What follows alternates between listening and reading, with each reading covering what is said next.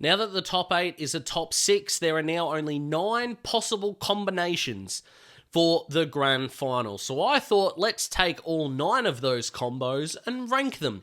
How fun it would be for the neutral supporter to enjoy them. And whilst my club is still in the running for a grand final spot, I have tried to keep this as unbiased as possible. So keep that in mind. So if you like the video, subscribe to join the Daz Talks Footy family, and let's rank every possible remaining grand final combination.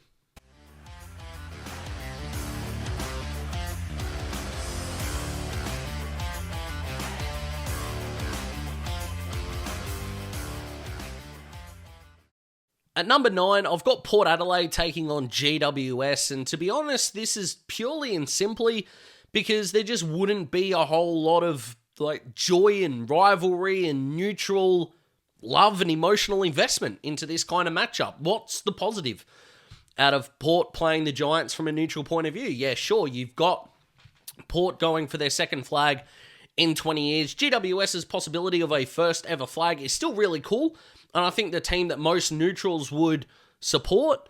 But I think going into the game, there wouldn't be a whole lot of, excitement and giddiness, I guess, around this kind of lineup. And it's not that they're two interstate teams, by the way. This is not a pro-Victorian or anything like that. It's just, out of all 9 combinations left, it's not that inspiring of a matchup, and I think most neutrals wouldn't be pulled in either direction.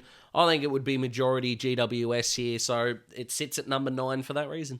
At number 8, I've got Port Adelaide versus Geelong, just because the first time they played in the finals, it was an absolute smacking. Now, off the top of my head, I can't remember a time where a team smacked another team in the finals, and then they turned around and won the flag in the top 8 current system.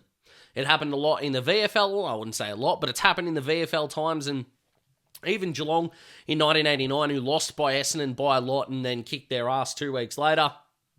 They didn't go on to win the grand final, and the grand final wasn't against Essendon. But in this top modern system, it doesn't really happen all that much, and I don't really see how Port Adelaide would be able to reverse everything that they did against the Cats. The 2007 rematch, I suppose, makes it a little interesting. But in all honesty, given how that qualifying final went, that 119-point margin in 07 would be under threat if both of these teams were 95% of what they were in week 1. So it would just be a bit of a weird lineup. I mean, Port Adelaide would go into that game having beaten Hawthorn and Sydney, so you wouldn't be able to deny their form. But I just don't think this would be that particularly interesting or likely. So that's why it ends up in the number 8 spot. Could be a bit stiff here, and sorry to Port Adelaide, but Port Adelaide-Brisbane is the other combination that I'm going for here. 20 years since their infamous 04 grand final with Alistair Lynch and Wakeland's punch-ons. You've got the inane ability of the Burgoyne brothers and Byron Pickett and Gavin Wanganeen absolutely tearing up that grand final, and the 20 years has got a really nice ring to it, absolutely. And I really like Brisbane's form coming in. I don't think the Giants is a good matchup for them, but still, I'm not saying they're definitely going to lose in that game at all, and I understand the merriment behind it. I just genuinely believe there would be no excitement around Port Adelaide making the granny this year from a neutral's point of view. Part of it because it does seem so impossible coming from that 84-point aforementioned margin, but again, Port, Brisbane, whoever loses is going to be kind of like, well, do they have the right coach rather than celebrating the winners, which is what I think grand final should be about, so it ends up here. Sorry, Port fans, don't hate me. But if you haven't already, subscribe. Why not? At number 6, I've got Hawthorn playing Brisbane. This would be really interesting for a couple of reasons. Fagan against Hawthorn's an interesting storyline. The Hawks did beat Brisbane earlier in the year, but Brisbane were nowhere near really as good as they are now, and was kind of Brisbane's last loss until they went on their run. They had the draw against Adelaide, the bye, and then they've been the best team in the competition since then, along with the Hawks, who have had only a 1.2 point and then the smacking against the Cats in their run home. So in terms of form, couldn't ask for 2 more informed teams. I like the Fagan storyline as well. But that's about it for this one, to be perfectly honest. So it'll sit here at number 6. There are just way too many good storylines in the run home for this to be any higher. As a Hawthorn fan, of course I would love for us to make it, but I am making this as little as pro-Daz Hawthorn as I can. So, number 6, Hawthorn, Brisbane. Number 5, Sydney, Brisbane here for, again, a couple of reasons. The first major one is that these game plans on the MCG would be really intriguing to watch. We don't really see Brisbane all that much of the MCG.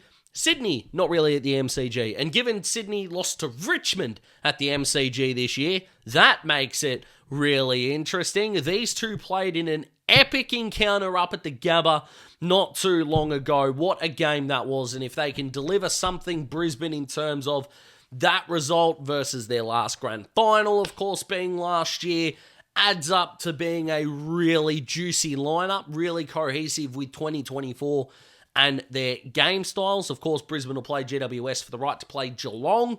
So Brisbane would be going into that game with MCG form because they'd have to beat the Cats to get there. So spicy. Spicy. We like spicy. Number 4, Hawthorn versus GWS. And the reason is kind of like Sydney-Brisbane in the fact there were as an epic encounter, except there were two. Both Hawthorn GWS games were tight. They were close. It would be pretty epic to be like, Hawthorn fans, of course, it would be amazing to get there, and Hawthorn are the vibe team of the competition, as we know. So when you've got that combination along with GWS's first flag, people would be sick of Hawthorn's success, so they would get on to the Giants. Both teams, in terms of, I would probably say with Brisbane and Sydney as well, in terms of watchability, incredible, and that's no disrespect to Geelong. I do not mean that in a disrespectful way at all. So odds are it would be a really good game. The Sam Frost injury sucks, and what that means for Jesse Hogan means that GWS would be favourites going into that game, you would suspect. But it would be awesome. It really would, and if the two games are anything to go by, we would be set for a heart stopper. So that can belong right here at number 4. Number 3, I've got Sydney versus Geelong, the most likely given that they're the two that won the qualifying finals, but the 2022 rematch, could Sydney get over those mental scars? Sydney, again, finishing on top of the ladder, so the best team in it makes a lot of sense. The way they were able to get over the Giants in that last quarter means they'll be super dangerous. Geelong's form would be epic, awesome. John Longmire, who's now had 3 grand finals in a row where his team has nowhere near performed up to standard. So Chris Scott would hopefully be able to take advantage of that from the Geelong point of view. I love everything about this kind of matchup. It would be awesome. It would be epic. Does the MCG favour Geelong a lot? Potentially it could. And Geelong fans would probably petition the game to be down at Cardinia Park.